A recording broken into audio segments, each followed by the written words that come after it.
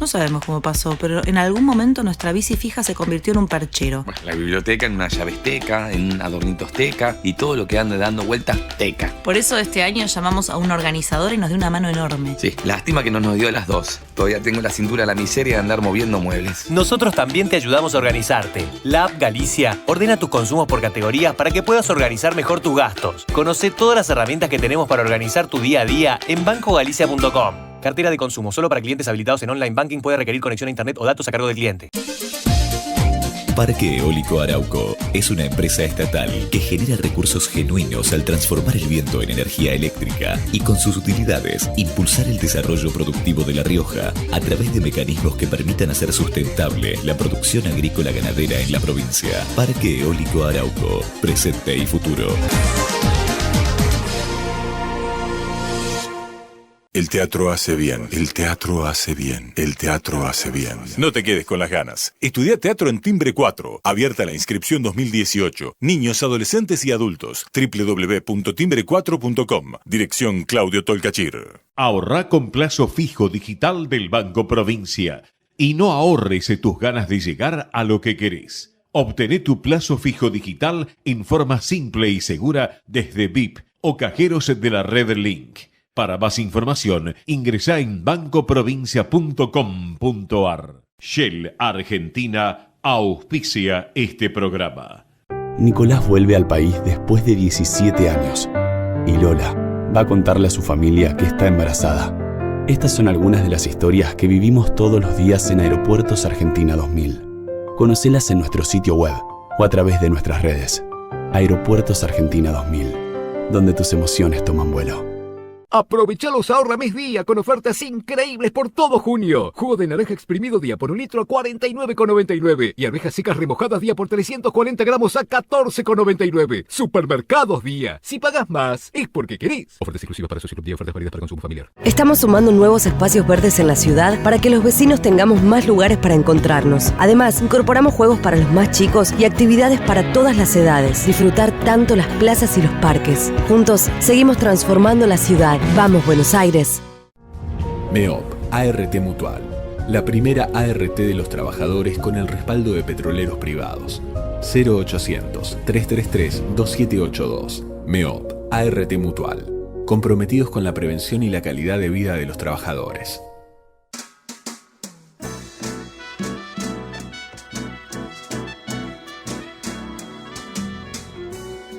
Entrevistas con los protagonistas de la política, la cultura, el espectáculo, la música y el deporte.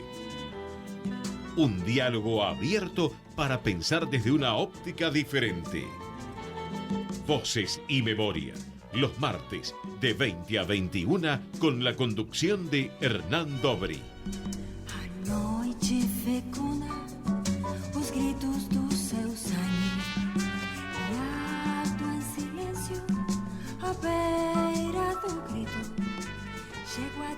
Buenas noches, bienvenidos a una nueva emisión de Voces y Memorias. Vamos a abrir los canales de comunicación. Pueden escribirnos en Facebook /Ecomedios 1220 o en Facebook /Hernán Dobri o en Twitter en @Ecomedios 1220 o @Hernán Dobri. Esta noche nos acompaña un escritor, periodista, guionista. Conduce Campo de Batalla por Canal de la Ciudad. Publicó su primer libro, Arnulfo, Los infortunios de un príncipe, en 1987, a los 31 años. Trabajó en Perfil y la revista Noticias. Es editor de libros periodísticos. Su segunda novela, La perla del emperador, ganó el premio MC de novela y el segundo premio municipal de literatura. En 1997 escribió el guión Tesoro mío, que obtuvo el premio al mejor guión para Telefilm del Instituto Nacional del Cine Argentino. Entre sus novelas se destacan La perla del emperador, Los elementales, Matilde, Cuerpo cristiano, El terrorista, Nina, El perseguido, La vida por Perón, Carrera y fracassi, El día feliz de Charlie Failing, en colaboración con Sergio Bricio, Derrumbe, Mis escritores muertos, El caso Voynich, Ella, El absoluto y el más reciente, El hijo judío. Además escribió libros de cuentos como El ser querido, Los padres de Sherezade, 3 versiones de Las mil y una noche. Además publicó obras de teatro como Dos obras ordinarias, escrito también con Sergio Bricio, Adiós Mayführer y 3 obras para desesperar. Entre sus guiones están Tesoro Mío, Espléndida Decadencia, Sudeste, La Vida por Perón.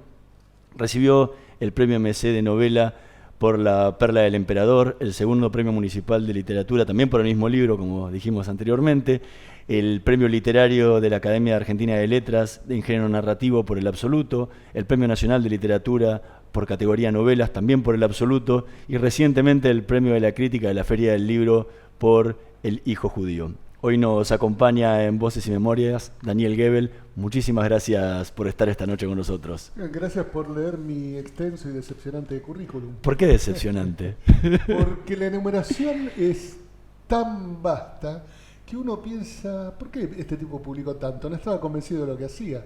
Míralo a Rulfo. Escribió 2 libros y después se tiró en la reposera. Le pasaría en tal caso como lo que decían de Sábato, que no le daban el premio Nobel porque su obra no era demasiado extensa. Bueno, además de que no era demasiado extensa, yo diría que no era demasiado destacada, pero al mismo tiempo, y pensándolo a la inversa, hay autores que me gustan más que Rulfo, como Balzac o Henry James, que han publicado cerca de 200 novelas. Pero también tenías lo opuesto a lo que decías antes. Exactamente. También podías decir que es una persona muy inspirada, con mucha creatividad, que ha escrito muchísimo. Exactamente. Y además, en mi caso, y esto es personal, digo, obviamente, prefiero vivir escribiendo que sin hacerlo. ¿Por qué escribís? Llegó el momento del primer ¿por qué no hacerlo? Si uno puede y uno quiere, ese es el punto. La elección, en mi caso fue una elección muy temprana y en el momento de la elección encontré un punto de anclaje en la vida. Te voy a dar un ejemplo de la adolescencia que siempre recuerdo como el modelo mismo de la desesperación para mí. Yo me encontraba con mis amigos del club los sábados a la tarde y en un momento algunos decían, vamos a la esquina. Y esto era por San Martín y General Paz, no, San Martín y Mosconi y San Martín, en la época que no había muchos coches, entonces se paraban en una esquina y esperaban que viniera un coche ponele que estaban en Mosconi y esperaban el que viniera del lado de Nazca, y entonces escuchaban el ruido del motor y decían Peugeot, Renault 4, Fiat 1500, lo que fuera. Para mí eso era el modelo mismo de la desesperación. Ah. Y para ellos era fascinante, era una apuesta fascinante. Digamos, desde esa falta de concordancia con los gustos de la mayoría, caí en un gusto de absoluta minoría, que es la lectura y la escritura. Recién decías que desde muy temprana edad sí. que decidiste ser escritor. Sí. ¿Por qué tardaste tanto tiempo en publicar tu primer libro? Porque lo publicaste 31 años. Sí, bueno, el primer libro, Arnulfo, Los infortunios de un príncipe, que es un libro que ya desconozco, porque me da la impresión de que lo escribió cualquier otra persona y no yo. Escrito a los 23 años, tardó 8 años en ser publicado porque yo recorría las editoriales. Sí, y todos me decían, está muy bien, pibe, pero en este momento no. O sea, yo tenía el problema del cadete. Sí. Al cadete se le pide experiencia previa. Si vos tenés experiencia previa, no vas a buscar el laburo de cadete. Bueno, yo no podía publicar porque no había publicado. Pero siempre alguna vez tenés que empezar a publicar primero para poder hacerlo. Exactamente. Entonces, finalmente tuve una experiencia bastante graciosa con Daniel Divinsky, que era editor de Ediciones de la Flor. Lo fui a ver, impulsado por mis amigos de entonces, Dorio y Caparrós. Divinsky recibió el libro, me citó un par de veces más tarde y me dijo, mira, yo te lo publicaría, pero le haría muchos cambios. Y antes de que escuchara qué cambios me iba a proponer, le dije, no, mira, este libro yo ya lo escribí hace unos años, ya estoy escribiendo otras cosas, si no querés no me lo publiques. Y agarré el manuscrito, me levanté. Y en ese momento Divinsky me dice, espera, pibe, sentate. Y entonces me dice, ¿sabes lo que pasa? Mi mujer me dice, Daniel, somos una editorial seria, ¿por qué vamos a publicar un libro como este? Pasado el tiempo, podría decir que la mujer ex mujer ahora de Divinsky tenía razón, pero el hecho es que publiqué el libro. Y después de eso, yo estaba tan escaldado con la prácticamente imposibilidad de publicar, que mandé al concurso del premio MC. Sí. Yo había llevado otros libros a Sudamericana y me habían dicho más o menos lo mismo. Y en MC, el editor de entonces, Juan Fon, me dijo, no, mira, no te lo voy a publicar, pero mándalo al concurso. A ver si tenés suerte. Y lo gané. Y te lo publicaron. Y me lo publicaron. Y a partir de ahí ya tuve menos problemas para publicar. De hecho, no tengo problemas para publicar. Durante años hice una operación que ni me honra ni me deshonra, pero que se corresponde con la clase de autor que soy. Un autor cuyos libros no se venden ni mucho ni poco. Entonces, empecé a publicar seguido en Sudamericana. Y esperaba a que García Márquez o Isabel Allende publicaran un libro, y entonces ahí se metía el mío, porque sabía que en el momento de publicación de García Márquez o de Isabel Allende estaban vendían dulces. ellos solos. Claro. Exactamente. Entonces podía colar algún libro mío. Recién decías que de muy chico empezaste, pero también en alguna entrevista decías que cuando eras chico no tenías ni idea qué ibas a hacer cuando fueras grande, pero estabas seguro que no ibas a seguir con el negocio familiar. Sí, claramente. ¿En qué momento se despertó ese gusto por la literatura?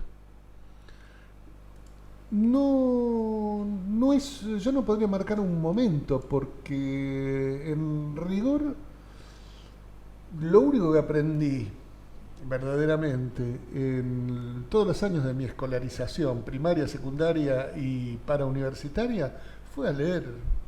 Lo único que aprendí. Después no sé matemática, no sé geografía, no sé historia. Es decir, mi recorrido educativo ha demostrado que en algunos casos la pedagogía no existe.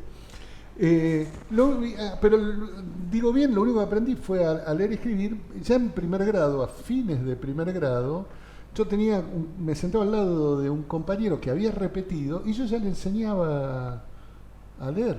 Digo, no tuve en relación a eso ningún problema. Y de hecho yo lo aprendía con absoluta naturalidad, aprendía cada letra, después aprendía las sílabas y después las palabras, pero no pensaba en sus aplicaciones, hasta que un día, leyendo las revistitas que yo leía, apareció completo un relato. ¿Te acordás que las revistitas tenían y deben seguir teniendo globitos? Sí. Bueno, yo miraba las revistas de historietas sin pensar que esos globitos eran una escritura, historia, sí, que contenían una historia. Simplemente yo llenaba esas imágenes con mis propias historias, imaginaba.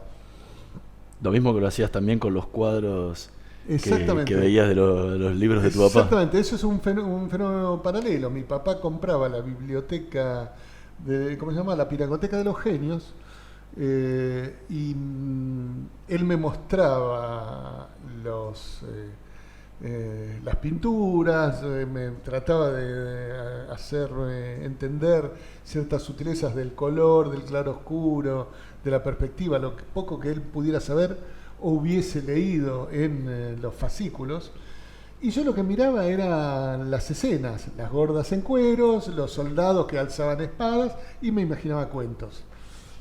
¿Y en qué momento es el que empezás eso a plasmarlo en un papel? Como escritor no soy particularmente precoz. Descubro la lectura y me embarco en ella, dejando de lado otras cosas. Por ejemplo, la pintura. No, bueno, yo nunca me dediqué a la pintura. No, pero dibujabas en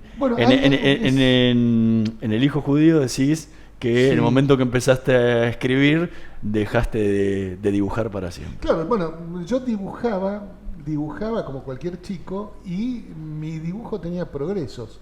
Entre primer grado y primero inferior, porque en esa época era hasta sexto grado, ahora son 7, me di cuenta que yo no había progresado. Y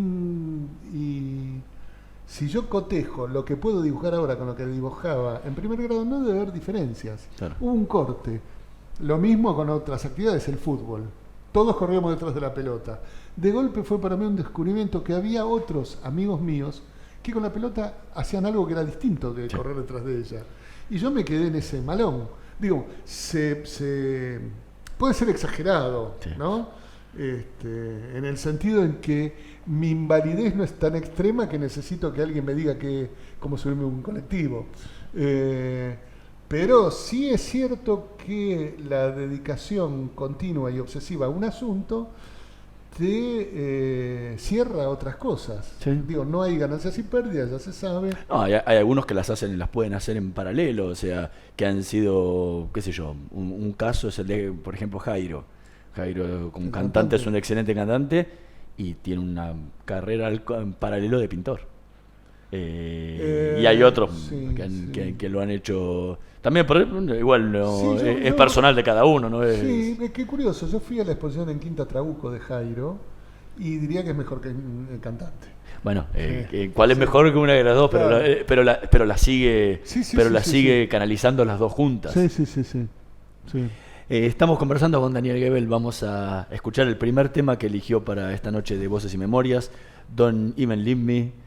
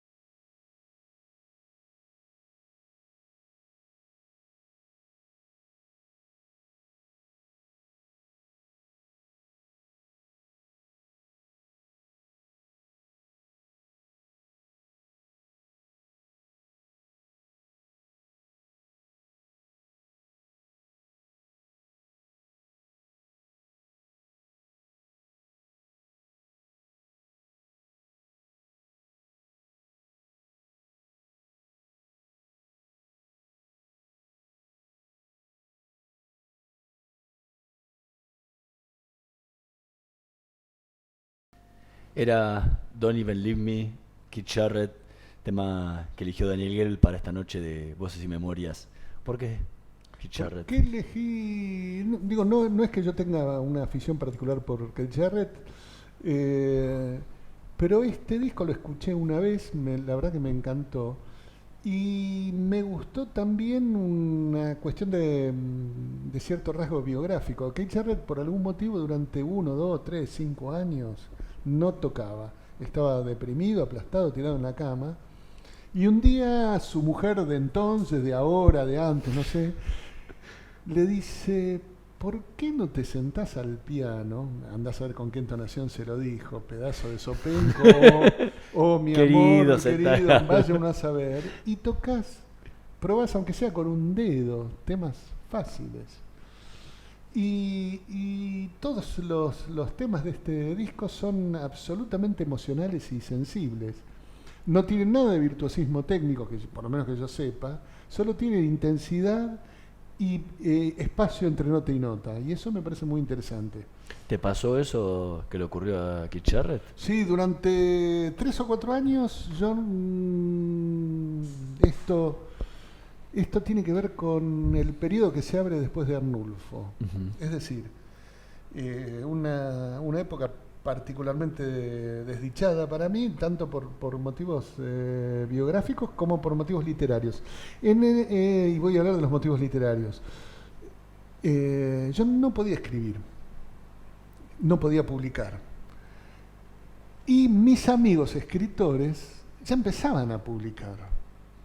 Yo no sé qué era lo que digo, mi recorrido no fue muy amplio tampoco. Me acuerdo una vez entré al Bar La Paz y estaba el Turco Asís y me ve, se ríe y grita: Goebbels, el escritor inédito más famoso de la Argentina. Y yo pensaba, ¿por qué nadie me quiere publicar? ¿No será que en el fondo no soy un escritor, no tengo ningún talento y nadie se anima a decírmelo? Entonces había empezado a escribir y yo tenía muchas horas libres, trabajaba cuando podía, leía 3 o 4 libros por día, tirado en la cama, terminaba completamente mormoso, con dolor de cabeza, con dolor de espalda, ya sin encontrar posición. Y había empezado a escribir algunos cuentos. Estaba escribiendo una novela que se llama Los Elementales, que es la tercera que publiqué, y había empezado a escribir La Perla del Emperador, que era mi proyecto central. Y en La Perla del Emperador yo había concebido una clase de proceso de escritura que el libro no seguía. Digamos, yo imaginaba una especie de Las Mil y una Noches aventurera, con salgariana, porque, digo, como una especie de recorrido mental por la obra de Salgari, pero la obra de Salgari tenía el rasgo del folletín en el cual cada capítulo terminaba en un punto alto, claro, y te dejaba enganchado. Claro. Entonces vos tenías 2 o 3 personajes a seguir. El Sandokan propiamente dicho, su fiel amigo Yáñez, o el capitán Yáñez, su fiel ayudante Tremal Naik. Entonces vos seguías las aventuras de los 3. Entonces, en el capítulo 1, Sandokan estaba a punto de ser devorado por un tigre. En el capítulo 2, y entonces vos querías seguir con Sandokan, pero claro, no. Tenías que esperar un par de capítulos para... Claro, te ponía después a Yáñez. Entonces, Yáñez crecía en el curso del capítulo, y cuando a Yáñez estaba a punto de saltarle encima una víbora, una cobra venenosa, caías a Tremal Naik, claro, que empezaba desde el inicio. Cuando llegabas a Tremal Naik, volvías con Sandokan. Claro, Tremal Naik estaba a punto de ser asesinado por el Cris de un Tug.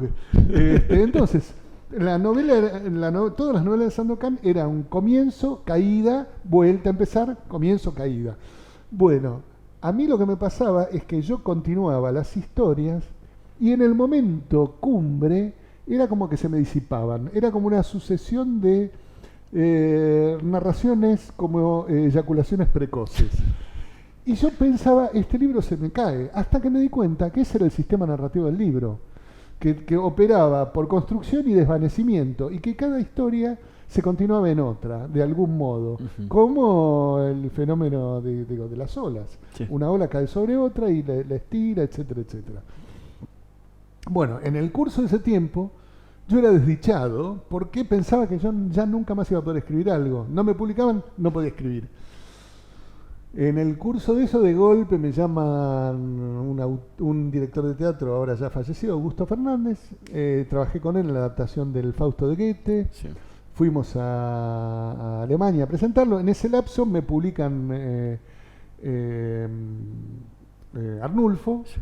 Y al mismo tiempo yo me doy cuenta, tengo una especie de efecto de conciencia en el cual me doy cuenta que tengo libros, que simplemente no me he dado cuenta, que tenía un libro de cuentos, que tenía una novela breve y que tenía una novela de normal extensión. Mando La Perla del Emperador, que es un libro que a mucha gente es el que más le gusta, al premio MC, lo gano y ya me convierto en un autor que puede publicar. Con la plata del... Y publico en Sudamericana el libro de cuentos El Ser Querido. Sí. Con el anticipo del Ser Querido, pago la edición de Los Elementales en una pequeña editorial independiente. Y ahí ya tengo de golpe 4 libros publicados y ya soy un autor. Ok. tengo amigos, enemigos, y sigo escribiendo. Pero en algún momento te planteaste decir, no va más, me dedico a otra cosa. No, de ninguna manera. Me llama la atención el carácter, digo, en ese, te hablo no después, ¿no? En ese periodo de que hablabas recién, desde que habías terminado el primer libro y estabas todo ahí y no te publicaban en algún momento diciendo, bueno, no era que yo dejaba, sino que la literatura me abandonaba. Claro. Era la idea que yo tenía. Al mismo tiempo, hay como un rasgo, entre comillas, espiritualista en la práctica de la escritura, en la mayoría de los autores, porque, salvo rarísimas excepciones, no existe nada que se pueda llamar el mercado literario. Sí. El escritor tiene que vivir de otra cosa. Sí. Y a mí me llama mucho la atención, yo he leído entrevistas de autores americanos que vendían, no sé, 10.000 ejemplares, por supuesto es otro mercado, y pensaban, bueno, esto es un fracaso, me tengo que dedicar a otra cosa. La idea de que si no hay mercado, lo que nosotros llamamos vocación está fuera de registro para ellos, no en todos. Sí. En tu caso, en algún momento también, como decías recién, adaptaste el libro El Fausto de Goethe, pero también te dedicaste a ser autor teatral. Tenés varias, esporádicamente. E incluso llegaste a dirigir una obra. 2 obras, sí. ¿Cómo fue tu experiencia como director? Ay, Dios mío.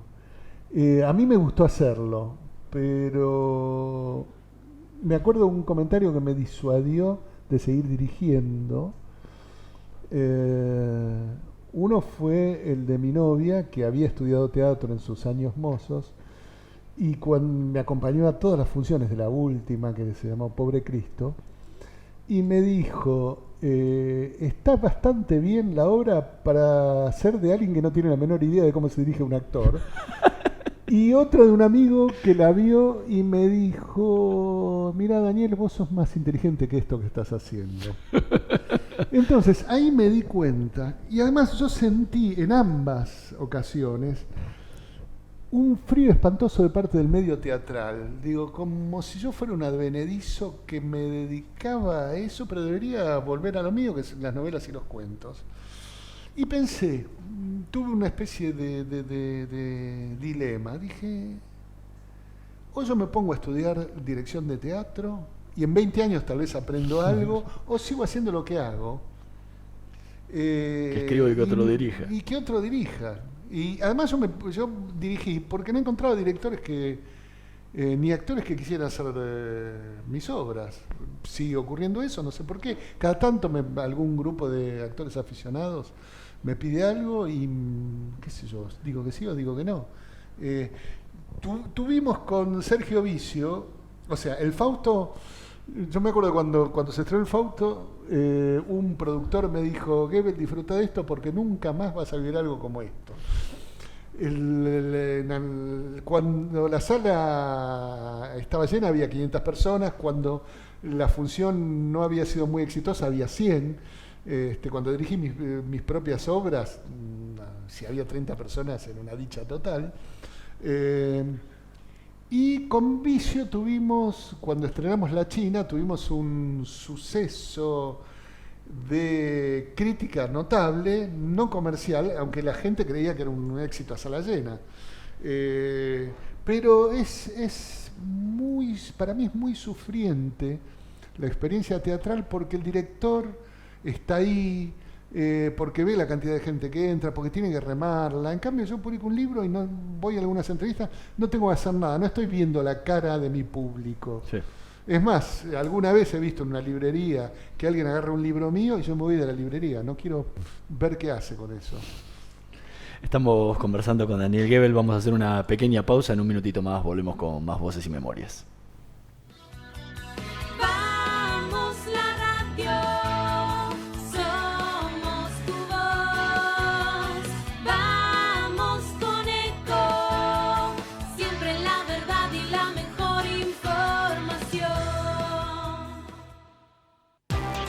¡Ay, pero qué tarde! ¿Qué se me hizo? Me tengo que apurar porque si no, no llego.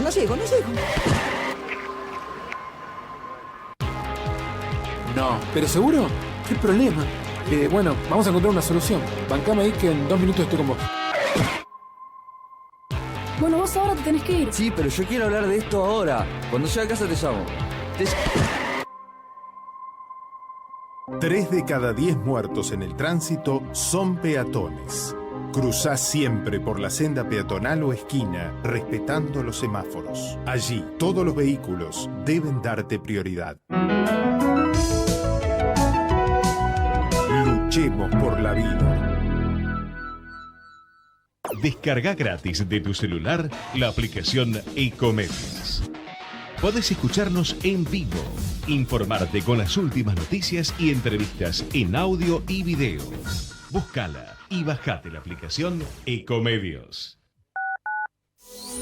Podés vernos en vivo en ecohd.com.ar. Conectate con nosotros. Twitter @ecomedios1220. Voces y memoria.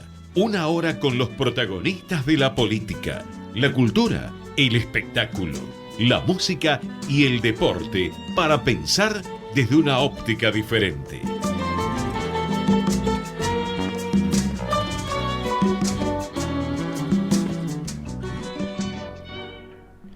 Seguimos conversando con Daniel Goebel. Recién hablábamos de tu experiencia en el teatro. En alguna entrevista decías que escribías las obras de teatro muy rápidamente. Sí. ¿Por qué? ¿Qué diferencia tenés con el momento de escribir cuento o de escribir novela? En el teatro son las voces de los actores, de los personajes, las que se arrebatan y conducen la acción. Y yo comencé, la primera obra que escribí solo estaba llena de acotaciones, de lo que se llama didascalia, porque me ponía en el lugar del director. Y marcaba además si el actor hacía un silencio, si lo decía en tono grave, en tono exaltado, etcétera, etcétera.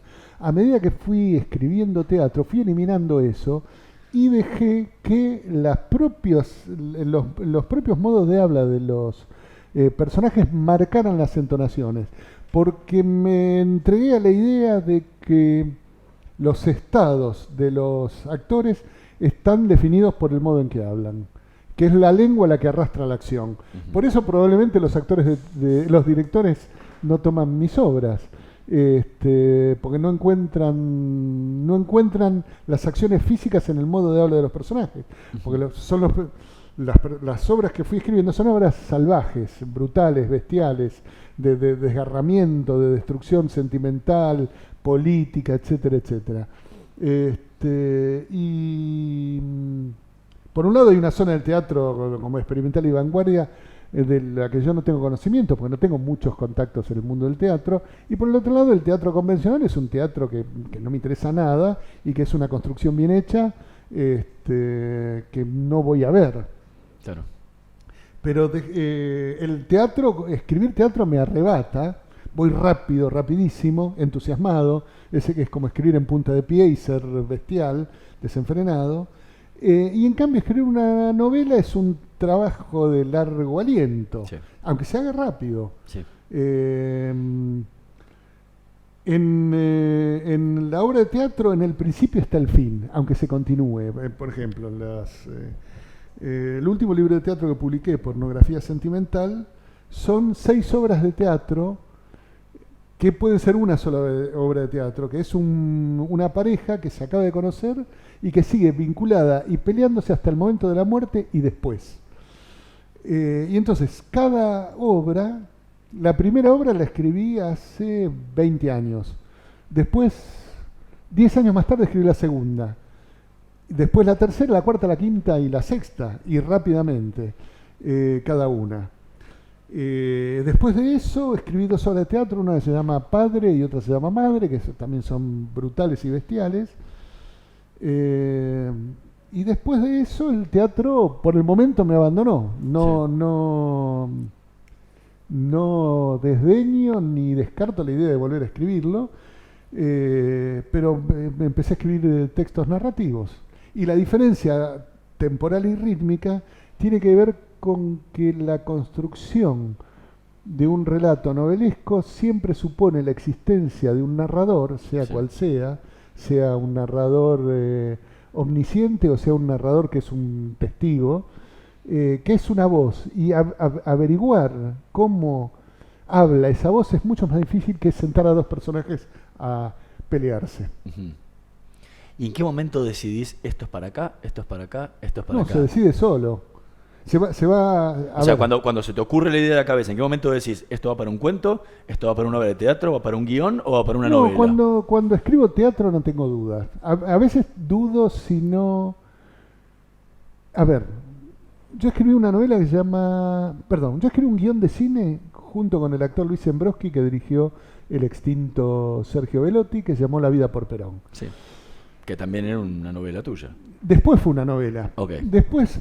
Paradójicamente, cuando escribí el guión con Zembrowski, quedaron cosas afuera y yo quería incorporar esas cosas y a la vez quería escribir una novela que tuviera menos marcas que el guión de cine. Porque en el guión de cine yo ponía marcas para que el director supiera por dónde iba la acción y para que el actor entendiera también. En cambio, en la novela yo quería que eso quedara como suelto. Yo publico la novela y tiempo después pienso, hay una escena que tiene que ver con el diálogo entre Perón, un Perón viejo ya, y entre chocheante y mentiroso en Puerta de Hierro, que recibe la visita de una especie de Galimberti. Y siempre tuve ganas de convertir eso, o sea, empiezo con un guión de cine, paso a novela y de la novela saco una obra de teatro, que publiqué después en el libro La carne de Vita, que es un libro también sobre el peronismo. Sí. Tengo 2 libros sobre el peronismo. Sí. Entonces, nunca uno, como se sabe, como dice el famoso refrán, uno nunca sabe para dónde dispara la liebre. Sí. Bueno, en general cuando me siento a escribir un texto, yo tengo la impresión de a qué género corresponde. Okay. Pero en otras ocasiones no. Por ejemplo, mi novela Carrera y Fracassi, que es uno de los libros que más me gustan, es mi novela más feliz. El comienzo tenía que ver con una historia que me contó Velotti sobre una pelea que él tuvo con su padre, que se desafiaron a pelear, y de ahí nace Carrera y Fracassi, que no tiene nada que ver con ese relato. Sí. Simplemente tuve la impresión de que eso no era un guión de cine. Pero hay otros que salieron de los propios libros. Claro, exactamente. Por ejemplo, en el Absoluto tenés sublibros que han salido publicados como novelas separadas. Sí, pero son desprendimientos. Claro. Cuando esto tiene que ver con los ciclos en la obra de un escritor, en este caso yo. Durante mis primeros 20 años como escritor, entre el Arnulfo y los infortunios de un príncipe y mi novela Nina, los primeros 15 años, yo tenía la ilusión de ser un escritor que enmascaraba a muchos otros escritores. Como la famosa frase de Walt Whitman que decía, contengo multitudes. Bueno, yo contenía muchos escritores que podían llenar bibliotecas, cada cual con su propio estilo. Bajo la premisa de un lector que dice que me siguiera y que dice, ¿pero a dónde va Goebbels? Después de esto, ¿cómo hace esto? Diversidad temática, diversidad estilística, diversidad de asuntos. ¿Por miedo a repetirte? No, por deseo de lo nuevo. De golpe, tuve la impresión, cuando mi cuarta novela, o quinta, es es Matilde. Años después yo escribo otra novela que se llama Nina, también con nombre de mujer, y es una versión ampliada de Matilde que descarta asuntos que hay en Matilde, incorpora otros, pero es como una reversión. Entonces digo, ¿qué es lo que está pasando? Después de Nina, publico primero una novela que se llama El terrorista, y en medio de la escritura, como ya cerca del final del terrorista, tomo unos apuntes para continuar el terrorista y digo, no, esto ya no pertenece al terrorista. Y unos meses más tarde, ya había escrito El terrorista, retomo ese proyecto y es como una extenuación y una ampliación del terrorista. Sí. O sea, de golpe descubro que, además de escribir por corte, empiezo también a escribir por serie, como los pintores que exponen retratos y son series de retratos. Bien.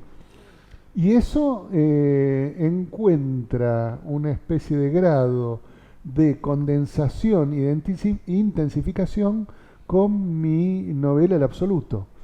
Yo concibo la novela El Absoluto y ahí tengo la impresión de que el absoluto es como un centro de gravedad donde yo puedo condensar todo lo que aprendí en mis 20 y pico de años con la escritura. Empiezo a escribir El Absoluto a los 45, lo termino a los 52, la publico a los 60. Y es la gran consagración con el Premio Nacional. Bueno, los premios son los premios, Los libros son los libros. Pero bueno, es un reconocimiento a ese trabajo. Sí, es un reconocimiento a ese trabajo, puede haber ocurrido o no.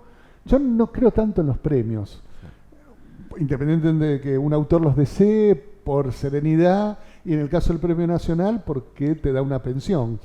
O sea, es un premio que te garantiza la subsistencia. Es más, creo que se llama sobrevivencia, ¿no? Con El Absoluto yo me sentí ya autorizado por mí mismo para poner todos los saberes que...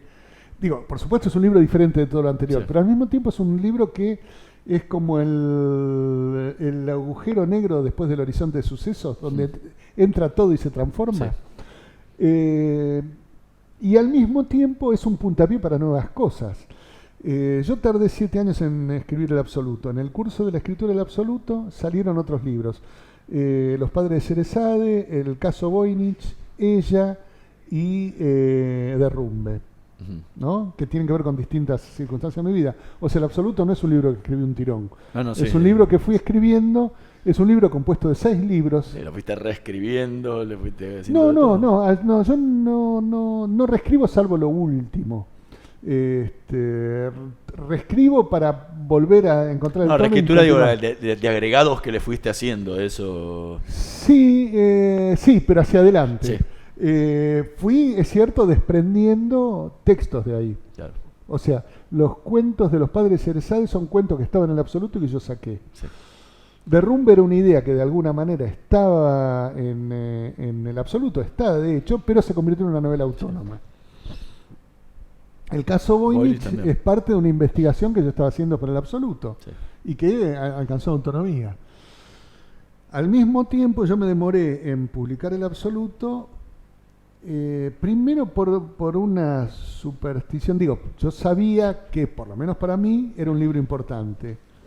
Y quería que fuera leído en consonancia con la importancia que yo le daba. ¿Qué quiere decir esto? Yo pensaba que como autor, pensaba en algo que nunca había pensado, la idea de la carrera. Yo creía que yo tenía que seguir publicando libros para consolidar una figura de autor que permitiera leer ese libro. Hasta que un amigo mío, Pablo Llanera, a quien le está dedicado el libro, porque es el que me dio buena parte de la información musical junto con un compositor que se llama Luis Musilio, Llanera me dijo, vos estás pensando El Absoluto como un libro que es sostenido por otros, cuando en realidad tal vez tendrías que pensar que tus otros libros pueden ser sostenidos por El Absoluto. Y cuando cumplí 60 años dije, ya está, ya voy a publicar el libro, ¿cuánto más voy a esperar? El otro asunto por el cual no publicaba el Absoluto era porque yo lo había terminado, según creía, a los 5 años de escritura, con un cierre particular. Un año más tarde me siento a escribir otra novela y me doy cuenta que es la última parte del Absoluto. Entonces digo, no me voy a apurar a publicar, porque yo escribo los libros y los publico a los 2 años, 3, después de una revisión. No me voy a publicar porque tal vez lo siga escribiendo. Estamos conversando con Daniel Gebel. Vamos a escuchar el segundo tema que eligió para esta noche de Voces y Memorias, Fuyet, de Alexander Siavin.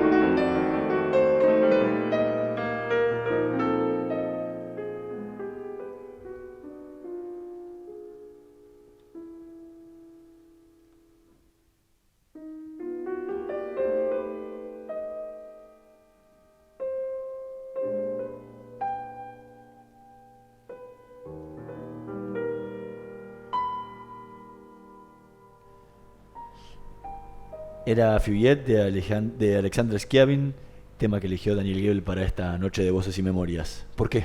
Bien, porque Alexander Scriabin es el único protagonista real y central de mi novela. Mi novela son una colección de integrantes del absoluto, una serie de personajes imaginarios que yo concibo como absolutamente geniales, que cambian la música, la política, la filosofía, etcétera, etcétera, y hasta terminan, en el caso de Scriabin, salvando al planeta de la conflagración universal.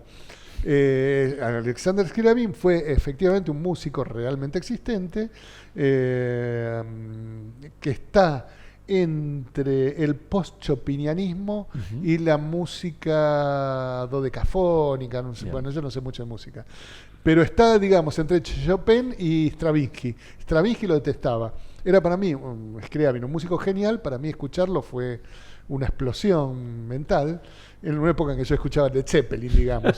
Era un personaje muy interesante porque concibió una obra musical total que combinaba música, imagen, sonido, que se iba a tocar en el Himalaya durante una semana, y al cabo de esa ejecución el universo entero iba a cambiar. Es decir, la obra como máquina transformadora de la realidad.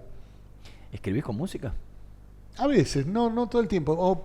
Empiezo a poner como para precalentamiento y después la saco porque o le presto atención a lo que escribo o le presto atención a la música. En una época, hace mucho, cuando era la época de los tocadiscos, yo tenía 2 o 3 discos que ponía siempre. Por ejemplo, de un lado El mar de Debussy y del otro lado no sé qué de Ravel. Entonces el disco caía, terminaba, la púa se levantaba, volvía a caer, no sé por qué, y entonces yo tenía ahí como una idea del tiempo que dedicaba al escribir. O sea, si repetía 3 o 4 veces era X cantidad de tiempo. Hoy se pierde eso. Hoy se pierde. Claro, sí, exactamente. ¿Y cómo es tu método de escritura? No hay ¿Desde método. dónde? Del momento en que nace la idea, porque te la cuentan, porque se te ocurre, por lo que fuere, ¿cómo te planteas el trabajo después de...? Mira, hay un momento de tremenda indecisión que tiene que ver con el momento inicial. Y entonces yo me siento y pienso, si puedo escribir media página, ya puedo seguir. ¿Es el dilema de la hoja en blanco todavía? Claro, no la hoja en blanco, sino, necesito la urdimbre. Nunca no puedo escribir algo, aunque sea 2 renglones, pero eso no quiere decir que de ahí salga algo. Tiene que ser por lo menos media página. Okay. Es la tabla de rescate, ¿no? Okay. Norman Mailer decía algo muy, muy simpático. Decía, la diferencia entre un escritor profesional y un escritor aficionado es que el escritor profesional sabe nadar en el río o en el mar adverso hasta que llega a la lancha de rescate. Yo no creo ser un escritor profesional en el sentido en que no trabajo como un diseño, pero sí aprendí las reglas de la supervivencia para poder seguir escribiendo. Lo más difícil para mí es empezar, después se sigue. Pero, por ejemplo, en el caso del absoluto o en el caso de Boyle, están ligados, hay mucho de investigación. ¿Investigás antes? ¿Investigás en el momento que estás escribiendo, cuando te van quedando lagunas y decís, bueno, ¿cómo sigo por acá? ¿Cómo es tu método? No todos los libros. De golpe... en esos casos que tenés que investigar, ¿no? Hay libros muy autobiográficos que no tienen nada que ver. Siempre aparece algo que hay que buscar. Lo que estoy escribiendo ahora, por ejemplo, está pasando en China, en la China contemporánea, y de golpe yo quería decir que había una carga en un camión y decía, ¿cómo se llama la parte de atrás? Entonces tuve que buscar en internet hasta que vi camión volcador. No lo sabía. Bueno, así informaciones elementales las busco por internet. Después hay libros que te impulsan a escribir algo, de golpe. Por ejemplo, yo veo muchas series. Nunca una serie me impulsó a escribir nada. En todo caso, a robar una frase. Que tampoco lo hago después de todo. Pero sí hay libros que me impulsan. Por ejemplo, el libro de Gershom Scholem, La cábala y su simbolismo, me impulsó a cuando lo leí dije, me gustaría escribir algo honesto. Y tiempo después escribí una breve novela que saco el mes que viene, donde aparecen debates que aparecen en el texto además no era de Gershom Scholem, era de Harold Bloom, si no me equivoco. Y así, y para el absoluto sí, por supuesto, leí algunos decenas o centenas de libros y mucho internet. Sí. Y el caso Voynich lo hice con internet. Okay. Y a partir de ahí, ¿trabajás de día? ¿Trabajás con horarios? ¿O es mientras va saliendo? A medida que me voy poniendo viejo, tiendo a aprovechar más la mañana. Porque es el momento donde la energía está más o menos fresca y no hay tantas interrupciones. Cuando trabajaba en Editorial Perfil, escribía a veces a la mañana y a veces de noche. Pero lo que me pasa es que de noche ya no tengo el vigor mental suficiente como para empezar a escribir algo, y además puedo corregir algo, y además tengo la vista cansada. Daniel, muchísimas gracias por habernos acompañado. Se nos acabó el programa rapidísimo. Qué rápido, ¿no? Sí. Bueno, te agradezco por invitarme. No hablamos de nada. Al final no hablamos de nada, hablamos de todo. Exactamente. Esa es una frase de una de las mejores películas de Bien, La Cruzada. Un cruzado le pregunta a Saladín cuánto vale Jerusalén para él, y Saladín dice todo, nada. Muchísimas gracias, en serio, por haber venido. Gracias a vos. Nosotros nos vamos a reencontrar la próxima semana en la producción Martín Pereira Bubet, en la operación técnica Javier Martínez. Nos vemos el próximo fin de semana. Chau. No sabemos cómo pasó, pero en algún momento nuestra bici fija se convirtió en un perchero. Bueno, la biblioteca en una llaves teca, en adornitos teca y todo lo que ande dando vueltas teca. Por eso este año llamamos a un organizador y nos dio una mano enorme. Sí, lástima que no nos dio las dos. Todavía tengo la cintura a la miseria de andar moviendo muebles. Nosotros también te ayudamos a organizarte. La app Galicia ordena tus consumos por categorías para que puedas organizar mejor tus gastos. Conoce todas las herramientas que tenemos para organizar tu día a día en bancogalicia.com. Cartera de consumo solo para clientes habilitados en online banking, puede requerir conexión a internet o datos a cargo del cliente. Parque Eólico Arauco. Arauco 1 es un hito de independencia energética para La Rioja, uno de los primeros en tener la mayor capacidad instalada e interconectando al sistema nacional. Un cambio de paradigma en el desarrollo de la provincia, representando la confianza en la industria local y la convicción hacia un desarrollo sustentable. Parque Eólico Arauco, presente y futuro.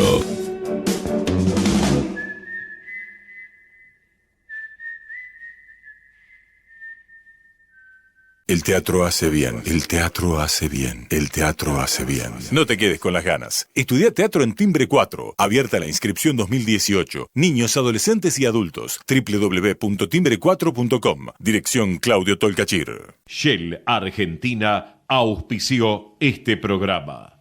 Macarena se reencuentra con su abuelo después de mucho tiempo. Y Santiago va a cumplir su sueño de conocer Europa. Estas son algunas de las historias que vivimos todos los días en Aeropuertos Argentina 2000. Conócelas en nuestro sitio web o a través de nuestras redes. Aeropuertos Argentina 2000, donde tus emociones toman vuelo.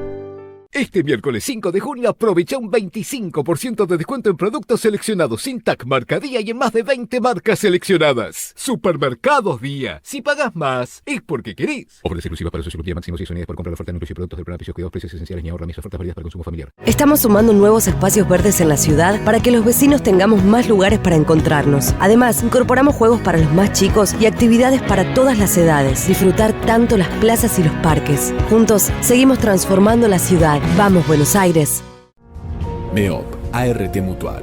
La primera ART de los trabajadores con el respaldo de petroleros privados. 0800-333-2782. MEOP, ART Mutual. Comprometidos con la prevención y la calidad de vida de los trabajadores.